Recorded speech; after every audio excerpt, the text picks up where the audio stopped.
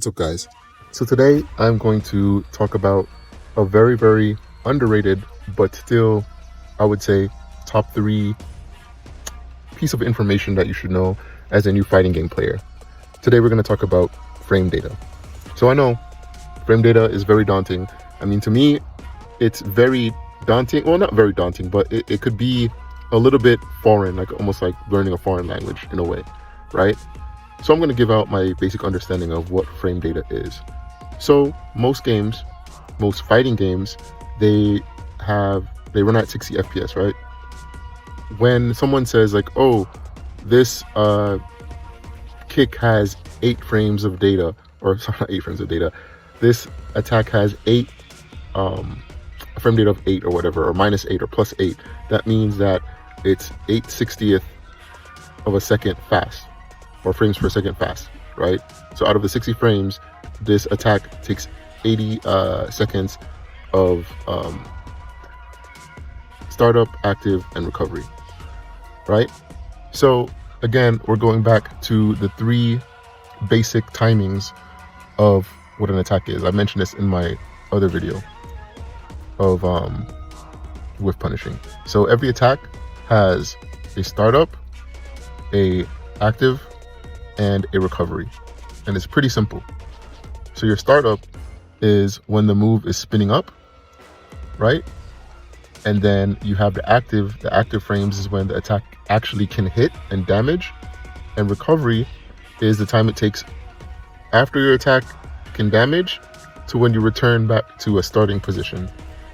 Think of it kind of like, you know, if I'm driving down the street and I'm at a stoplight and I'm approaching the stoplight. Me approaching the stoplight is me coming from a recovery frame to go to that stoplight, because I'm returning from an original position of, you know, being immobile. And then me waiting would be the beginning of a new attack. And then say that light turns green again. Me putting my foot on an accelerator would be the startup of that frame. The accelerator pushing in and the car starting to move would be the active frame. And then when I drive down the street and end up at another stoplight and I slow down to a complete stop, that is my recovery frame. Pretty simple. And that's basically the way I understand it.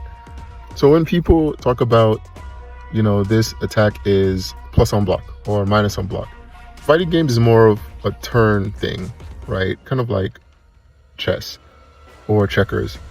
It's either your turn, you make a move, and then you end your move, you end your turn when the opponent is plus, and then the opponent moves. So if a move is plus on block, that means that by the time I attack, by the time I let out attack, and then recover, you won't have time to react, so it's still my turn.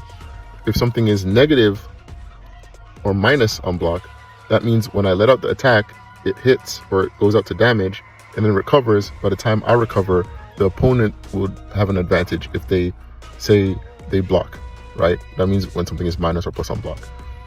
So when it comes on to knowing frame data, I don't think, especially in the beginning, it's all about, oh, I gotta study all these numbers, I gotta do all this math and use a Pythagoras theorem to figure out this and that. No, it's just basically knowing which buttons are fastest, which buttons are the second fastest, and which buttons are your slowest, and accurately matching them against whether your opponent is blocking or whatever the opponent's attacks are. And basically, I think once you get that down pat, and that comes with experience and knowing the matchup, you'll be relatively fine.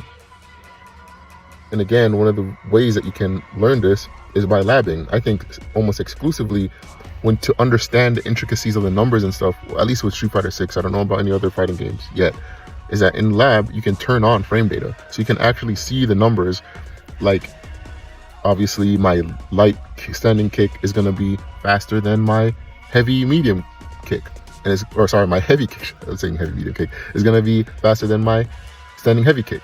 And my crouching medium punch is gonna probably be faster than my standing medium punch or something like that, or maybe my heavy medium punch. Sorry, my heavy punch. My standing heavy punch, and I'm saying heavy medium like that's a new thing. That's crazy.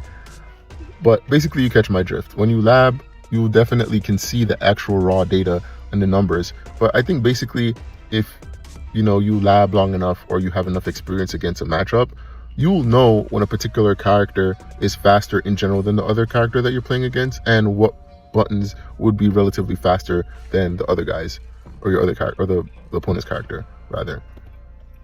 But yeah, knowing frame data is definitely something that you have to be relatively aware of as a beginner. Not necessarily fluent, but you got to be aware of it, because it will definitely come in handy from a mental perspective.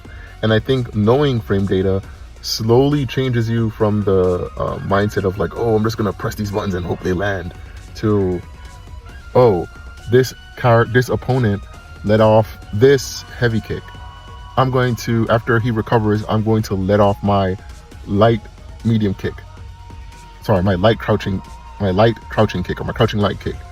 Oh, this opponent used this target combo.